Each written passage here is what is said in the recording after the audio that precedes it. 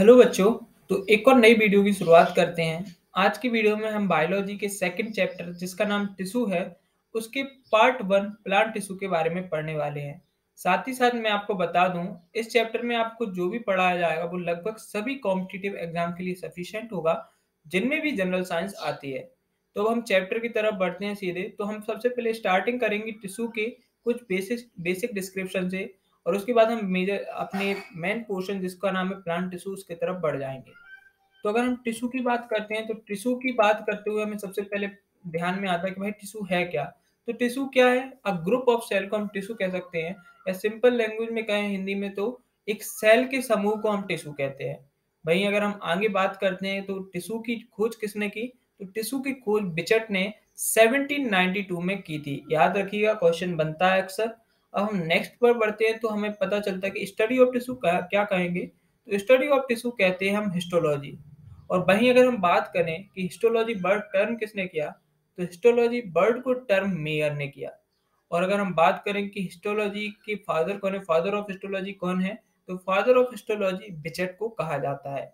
याद रखिएगा, सारे क्वेश्चन इनमें से ही बनेंगे, इंपॉर्टेंट है ये सब। लोगों के नाम आपको अगर बताए जा रहे हैं तो इंपॉर्टेंट ही होंगे। अब हम अगर अपनी नेक्स्ट स्लाइड पर बढ़ते हैं तो हमें वहां पे पढ़ने में आएगा कि प्लांट टिश्यू के बारे में हम पढ़ते हैं, और उसके अदर पार्ट्स के बारे में पढ़ेंगे कि कितने प्रकार के उसमें टिश्यूज होते हैं। तो हम प्लांट टिश्यू की स्लाइड ओपन कर लेते हैं। आपके सामने एक डायग्राम बना हुआ है। तो आपको ये बात मैं बता दूं कि आपको ये सब याद करना है, क्योंकि यही इंपॉर्टेंट है और इसी से रिलेटेड क्वेश्चन बनते हैं ज़्यादातर एसएससी के एग्जाम्स में। तो अगर हम बात करें प्लांट टिश्यू के बारे में, तो प्लांट टिश्यू को टू टाइप्स के टिश्यूज में डिवाइड किया गया है। एक है मेरिस्टेमेटिक टिश्यू और एक है परमानेंट टिश्यू। अगर हम मेरिस्टेमेटिक टिश्यूज की बात करते हैं तो उसको फर्दर थ्री पार्ट्स में डिवाइड किया जाता है, जिनका नाम है एपिकल, लेटरल, इंटरकैलरी। और वहीं परमानेंट टिश्यू की बात करें तो परमानेंट टिश्यू को टू पार्ट्स में डिवाइड किया गया है, simple permanent and complex permanent tissue. तो वहीं अगर हम सिंपल परमानेंट टिश्यू की बात करते हैं तो सिंपल परमानेंट टिश्यू को फर्दर थ्री कैटेगरीज में डिवाइड करते हैं, जैसे कि पेरेन्काइमा, कोलेनकाइमा, स्केलेनकाइमा। और कॉम्प्लेक्स परमानेंट टिश्यू की बात करते हैं तो उसको टू पार्ट्स में डिवाइड करते हैं, जाइलम एंड फ्लोएम।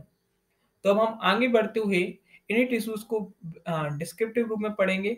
मतलब इसको आपको डीप थोड़ा पढ़ाया जाएगा, जिससे आपको इसकी थोड़ी डीप नॉलेज मिलती जाए। तो हम नेक्स्ट स्लाइड में मेरिस्टेमेटिक टिश्यूज के बारे में पढ़ेंगे, और ये कितने प्रकार के होते हैं, इनका क्या फंक्शन है, हम ये भी पढ़ते हैं। तो अगर हम मेरिस्टेमेटिक टिश्यूज के बारे में पढ़ते हैं तो बेसिकली ये किस तरीके के होते हैं। मेरिस्टेमेटिक टिश्यूज लिविंग है, ये अभी डेड टिश्यूज नहीं है। साथ ही साथ ये थिन बॉल्ड होते हैं, मतलब इसकी बॉल थिन रहेगी, ज्यादा मोटी नहीं रहती है।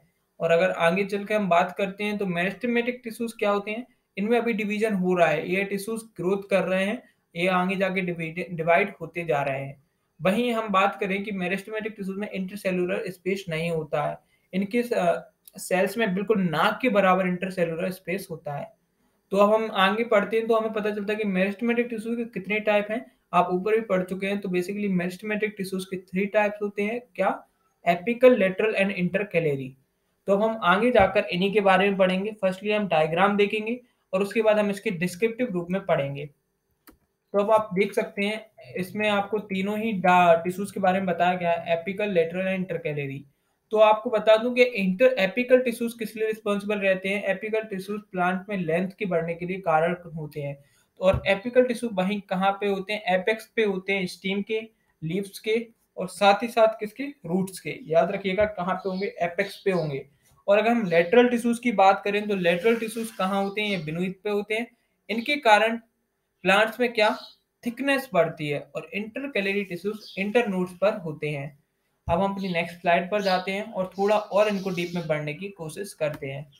अब हम अगर एपिकल मेरिस्टेम टिश्यूज के बारे में पढ़ें तो ये क्या होते हैं, आपको मैं पहले भी बता चुका हूँ। ये एपेक्स पे पाए जाते हैं, कहाँ? किसकी? स्टीम रूट्स और लीव्स की, ये एपेक्स पे होते हैं।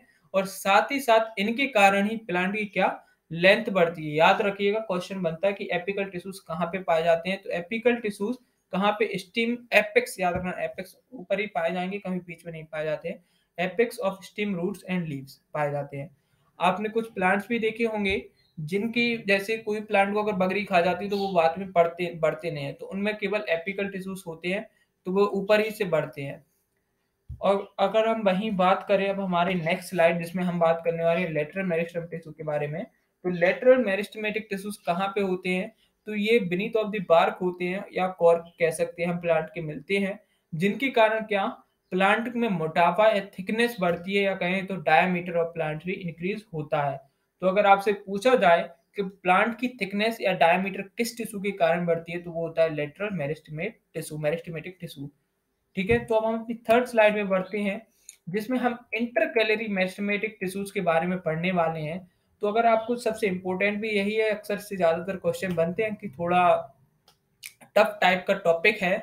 तो हम अगर इंटरकैलरी मेरिस्टेमेटिक टिश्यूज की बात करें तो आपने मेनली इसका फर्स्ट पॉइंट तो यही याद रखिएगा, ये मोनोकोट प्लांट में होते हैं, डाइकोट प्लांट में नहीं होते हैं। और आपने कभी गन्ने के बारे में एक मैं आपको स्टोरी सुनाता हूँ छोटी सी, कि आपने कभी गन्ने काटना देखा? गन्ने की खेती होती थी कि ये, तो गन्ने की खेती इस तरीके से होती है कि उसका एक बार बीज लगा देते हैं और अगले 3 साल तक वही बीज उनको बढ़ता है। तो एक बार जैसे गन्ना लग जाता है तो उसको जड़ से नहीं काटते हैं, बीच में से काट देते हैं। तो आपको जो छोटी छोटी इंटर नोट्स या नोट्स दिख रहे होंगे यहीं से उसको काट देंगे, बाद में जाके इन्हीं नोट्स से आगे जाके प्लांट ग्रो ग्रो हो जाता है। तो यहाँ पे क्या होता है, यहाँ पर इंटरकैलरी मेरिस्टेमेटिक टिश्यूज होता है। ये कहाँ से डेवलप होगा? ये नोड्स पे से डेवलप होता है। और साथ ही साथ यह भी हाइट बढ़ाता है प्लांट की, किस टिश्यू की तरह? एपिकल टिश्यू की तरह।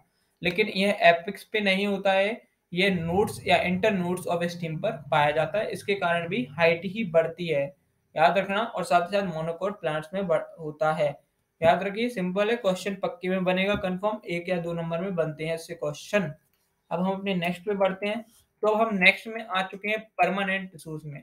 अब अगर हम परमानेंट टिश्यूज की बात करें और अगर हम बात करें कि ये मेरिस्टेमेटिक टिश्यूज से किस तरीके से डिफरेंट है, तो ये मेरिस्टेमेटिक टिश्यूज से इस तरीके से डिफरेंट है कि मेरिस्टेमेटिक टिश्यूज के टिश्यू में अभी डिवाइडेशन हो रहा है, वही परमानेंट टिश्यूज की डिवाइडेशन पावर खत्म हो चुकी है, अब इनमें डिवाइडेशन नहीं हो रहा है, इनका डिवाइडेशन का एंड हो चुका है।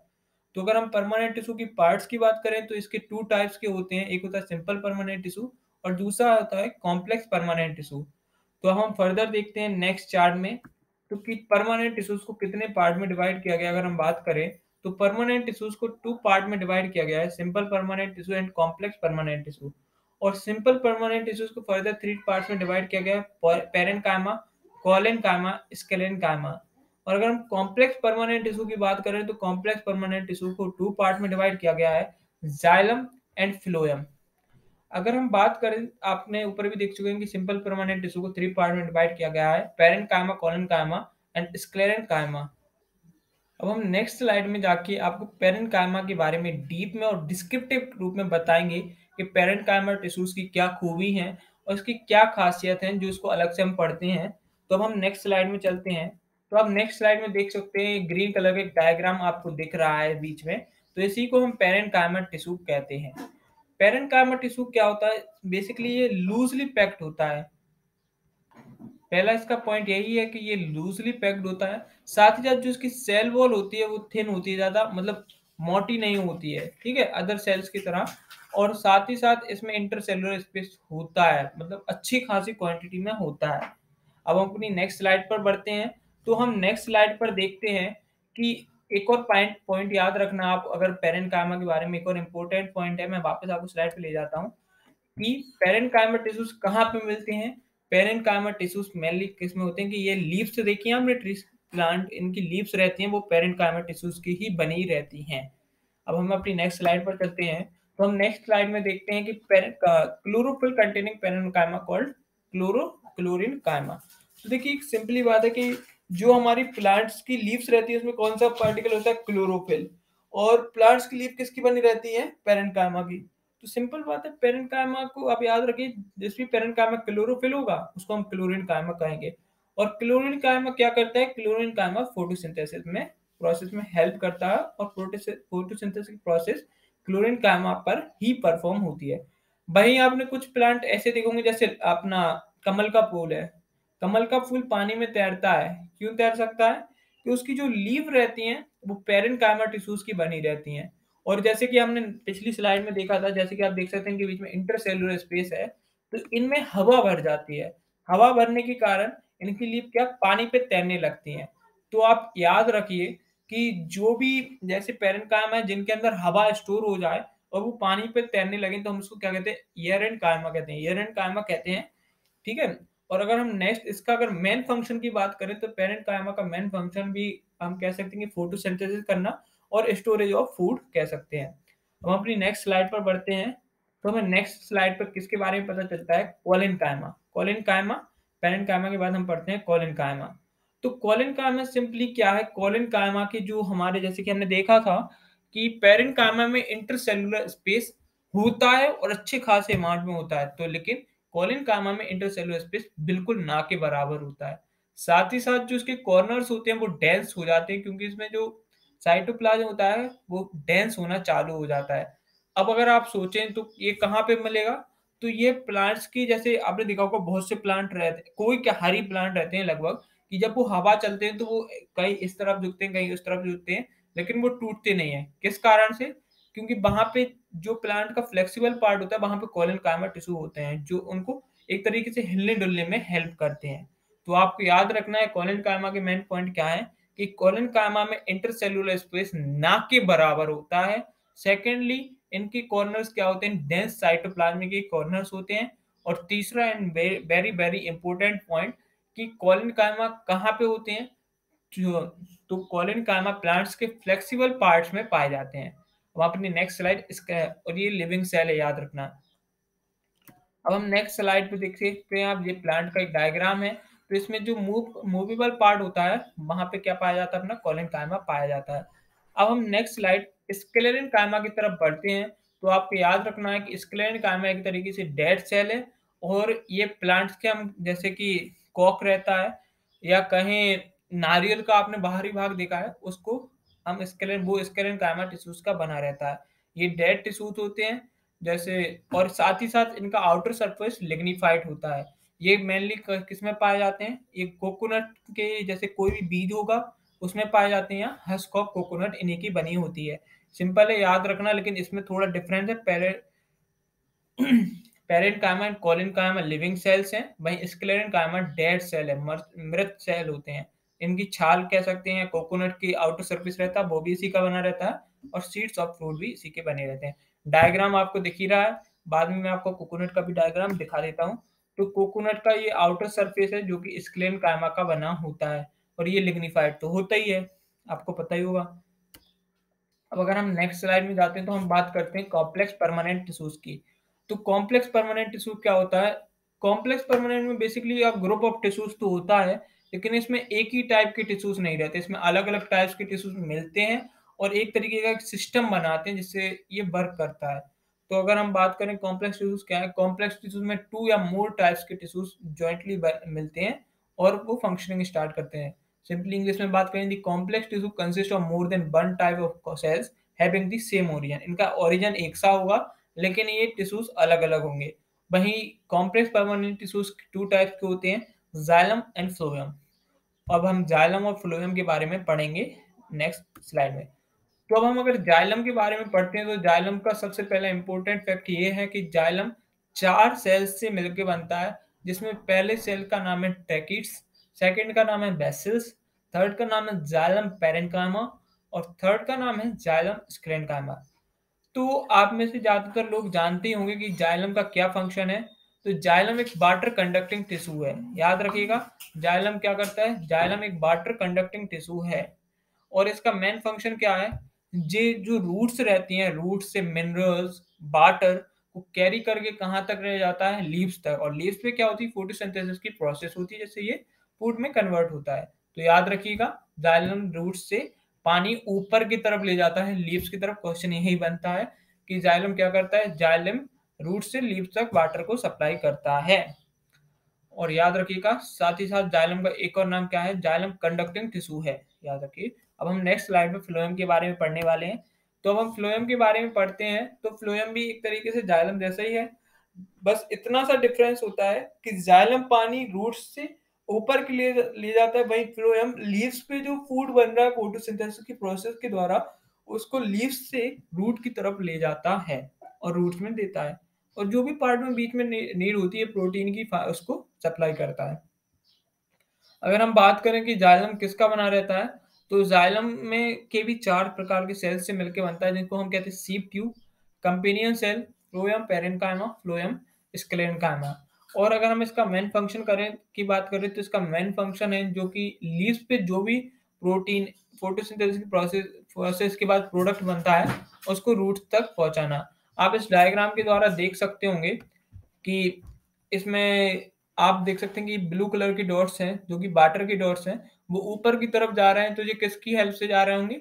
ये जा रहे होंगे अपनी जाइलम, जाइलम यानी जलम, जलम को ऊपर ले जाना, और फ्लोएम यानी फलम, फलम को नीचे की ओर ले जाना जो कि रूट्स तक ले जाता है। फ्लोएम क्या करता है? फ्लोएम प्रोटीन या फूड को लीव्स से रूट तक ले जाता है, और जाइलम यानी वाटर को रूट से लीव्स की ओर ले जाता है जिससे फोटोसिंथेसिस की प्रोसेस हो सके। अब मैं आपको एक बार शॉर्ट में वापस से रिवीजन कराता हूँ, थोड़ी स्पीडी। 5 मिनट में आपका रिवीजन कंप्लीट हो जाएगा और साथ ही साथ आपका ये चैप्टर भी कंप्लीट हो जाएगा।